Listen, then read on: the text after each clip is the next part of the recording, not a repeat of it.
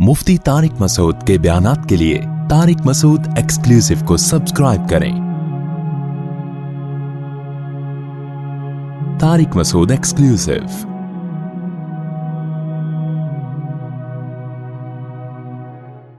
तो मैं खवातीन को भी कुछ बातें बताता हूँ भाई। खवातीन भी हमारी यहाँ की कुछ खवातीन जो बयान नहीं सुन रही वो बहुत लिबरल हो जाती हैं। वो जब इस माहौल में देखती हैं कि मर्दों और औरतों के हुकूक सेम है, यकीनन हुकूक दोनों के सेम है, इस माना में सेम है दोनों के हुकूक कि मर्द अगर अपनी जिम्मेदारी पूरी नहीं करेगा उसको भी पूरी सजा मिलेगी, औरत अपनी जिम्मेदारी पूरी नहीं करेगी तो उसको भी पूरी सजा मिलेगी। मर्द को मर्द होने की बेस पे अल्लाह बख्शेंगे नहीं कि चूंकि तू आदमी था लिहाजा तूने अगर हुकूक पे डंडी मार दी तो चूंकि तू आदमी है मैं तुझे छोड़ दूंगा। लेकिन दोनों के हुकूक की नेचर में बहुत फर्क है। जो इस्लाम के अलावा जो सेकुलर और लिबरल ताकतें हैं वो कहते हैं भाई मियाँ और बीवी दोनों क्या हैं, सेम। लेकिन अल्लाह मियाँ का जो कानून है खवातीन से बहुत माजरत के साथ अल्लाह मियाँ ने ये जो एक अदद मियाँ आपको अता फरमाया है इसको घर का सरबरा बनाया है। ये विदाउट इलेक्शन वजीर आजम भी है, विदाउट सिलेक्शन और इलेक्शन ये घर का सदर भी है। नहीं है बात, बाज दफा हम पे हमारी मर्जी का सदर अक्सर ऐसा ही होता है, पांच दफा नहीं तो हमेशा ऐसा ही हो रहा होता है, नहीं आता। लेकिन जब कोई वजीर आजम या सदर बन जाए तो फॉलो करना पड़ेगा कि नहीं पड़ेगा। अब लॉ बना दिया भाई लाल बत्ती पे रुकना है आपने, ग्रीन पे चलना है और स्पीड लिमिट इतनी है, आपको मैं सदर को नहीं मानता, ये मेरी मर्जी का नहीं है। भाई तू माने ना माने जब एक दफा सरबरा है तो आपको लॉ को फॉलो करना पड़ेगा। तो घर एक छोटी सी रियासत है जिसमें अल्लाह ताला ने मेरे और आप जैसे बेवकूफों को क्या बना दिया है, सदर बना दिया है। अब हमारी औरतों पर लाजिम है कि वो हमारी घर के अंदर बोलो इताअत करें, इज्जत भी दे इताअत भी करें मादरत के साथ, इस बहाने शायद कुछ इज्जत हो जाए भाई। तो औरत पर दो हुकूक हैं। नंबर एक, सुपीरियर घर में मर्द है, औरत नहीं, बोलो नहीं। नंबर दो, जो अमीर होता है ना उसको रिस्पेक्ट देनी पड़ती है। औरत को शौहर को क्या देनी पड़ेगी, बोलो इज्जत देनी पड़ेगी। आजकल ये इज्जत घरों से निकल रही है। शौहर की क्या जिम्मेदारी है, टोटली तमाम नान नफका अल्लाह ने मर्द के कंधों पे डाला है। अर्रिजालु क़व्वामूना अलन निसा फरमाया सरबरा मर्द है। लेकिन दूसरी इसके बदले में अल्लाह ने मर्द पे जिम्मेदारियां भी ज्यादा डाल दी। भाई जब हमने तुम्हें सरबरा बनाया और तुम्हारी बीवी को हुक्म दिया तुम्हें इज्जत दे, तो तुमने क्या करना है, उसको लौंडी और गुलाम नहीं समझना।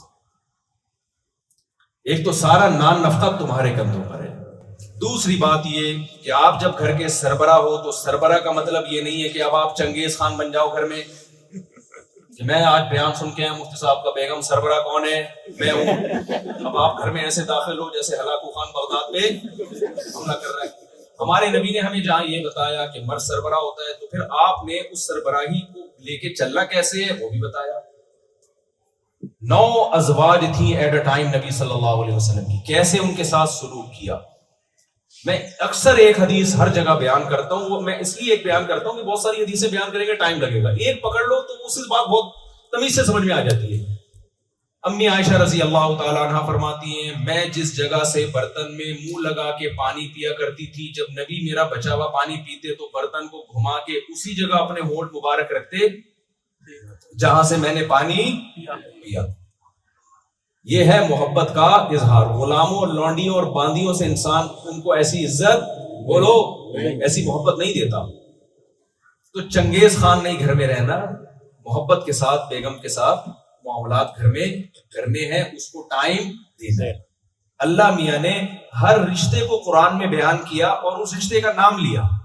यौम यफिरुल मरउ मिन अखीही, अल्लाह कहते हैं क़यामत के दिन इंसान अपने भाई से, ब्रदर से भागेगा। तो भाई को अरबी में क्या कहते हैं, अख कहते हैं। अल्लाह ने भाई के लिए क्या लफ्ज इस्तेमाल किया, भाई का लफ्ज, जो अरबी में था अख का लफ्ज। व उम्मीही, अपनी अम्मा से दूर भागेगा। अम्मा को अरबी में कहते हैं, उम्मी लफ्ज इस्तेमाल किया। बाप से दूर भागेगा, बाप को अरबी में क्या कहते हैं, अब, अल्लाह ने अब का लफ्ज इस्तेमाल किया। बीवी को अरबी में ज़ौजा कहते हैं, लेकिन अल्लाह ने वहां ज़ौजा का लफ्ज इस्तेमाल नहीं किया। वो साहिबतिही, अपने साथ रहने वाली से भी दूर भागेगा। यानी अल्लाह ने बीवी को जो लक़ब दिया वो साहिबा का दिया है। साहिबा का मतलब जो आपके साथ हमेशा रहती है। आप जहां जहां जा रहे हैं मादरत के साथ फुलतुर की तरह चिपकी हुई आपके साथ।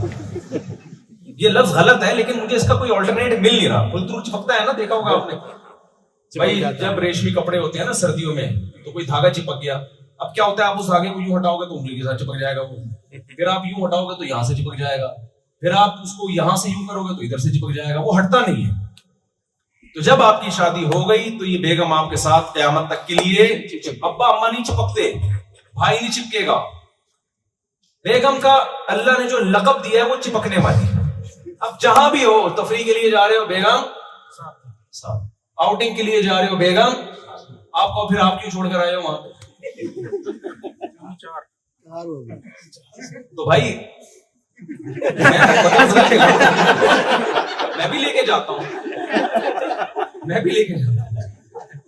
جب وسائل ہو, جب اسباب ہو, جتنے وسائل جتنے اسباب ہیں, تو میں آپ کو بتا کے تھوڑی لے کے جاؤں گا. میں بھی لے کر گیا ہوں اپنے گھر والوں کو, میں نے جہاں جہاں مجھے پاسبل ہوا میں دنیا میں گھمایا ہے ان کو میں نے, اور آئندہ بھی گھمانے کا ارادہ ہے.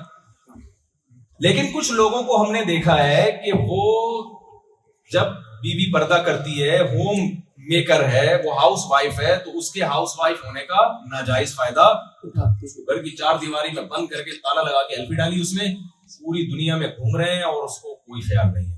تو یہ خاندانی ہونے کی علامت نہیں, خاندانی ہونے کی علامت بولو نہیں ہے.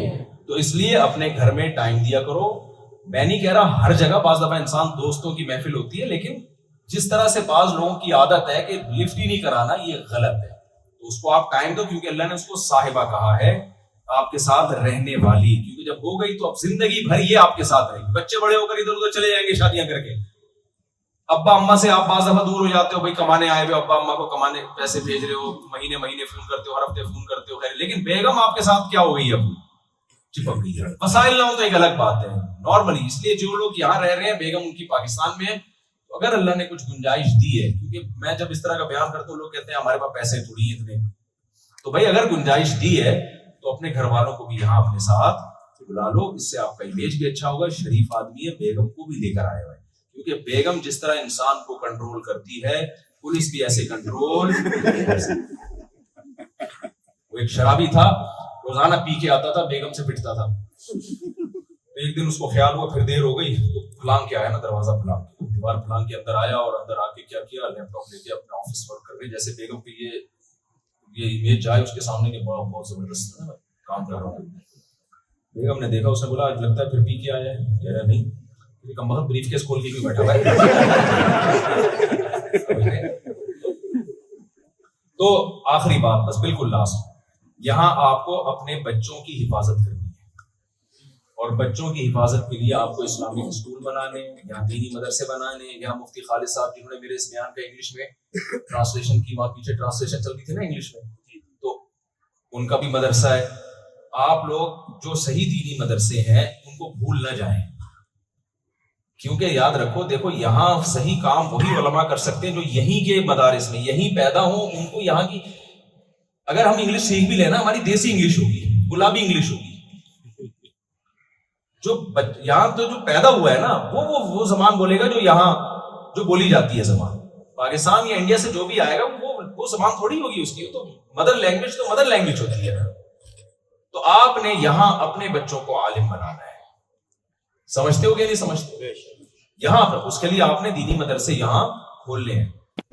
تو میں انشاءاللہ وزٹ بھی کروں گا, ولاگز میں بھی اس کو لے کر آؤں گا یہاں جو دینی مدارس ہیں. ابھی تو سردست مفتی خالد صاحب ہیں جنہوں نے میرے بیان کا بھی انگلش میں ٹرانسلیشن کی ہے, تو آپ ان سے رابطہ کر سکتے ہیں. بھائی آپ کا مدرسہ ہے, ہمیں بتائیں کیا کرنا ہے اس کے لیے. یا ہم چاہتے ہیں یہیں پر علماء ہمارے بچوں, آپ کے اللہ نے اولاد دی ہے, ایک کو مولانا بنا دو, کیا خیال ہے بھائی؟ ایک آدھ کو تو بناؤ نا, کیا کرنا ہے اتنے بچوں کا آپ نے, ایک آدھ کو تو بناؤ. تو یہی کہ جب علماء تیار ہوں گے وہ دین کی خدمت زیادہ اچھے طریقے سے کر سکتے ہیں. وہ یہاں کے حالات سے واقف ہوں گے, یہاں کے مسائل سے واقف ہوں گے. تو اسلامک اسکول بھی بنائے, کیونکہ سب بچے مدرسوں میں نہیں پڑھ سکتے. بہت کو اصلی تعلیم بھی تو مسلمانوں نے حاصل کرنی ہے نا. سارے مولوی بن گئے تو بھی بیڑا غرق ہو جائے گا. وہ اکثر میں سناتا ہوں, ایک مولانا صاحب کشتی میں سوار ہوئے تو انہوں نے ملاح سے, کشتی والے سے پوچھا تم نے دین کا علم حاصل کیا؟ اس نے کہا نہیں. انہوں نے کہا تو نے اپنی کم بخت آدھی زندگی برباد کر دی. آگے طوفان آئے, کشتی ڈوبنے لگی. انہوں نے مولوی صاحب سے پوچھا آپ نے تیراکی سیکھی؟ انہوں نے کہا نہیں. کہا پوری زندگی برباد کر دی.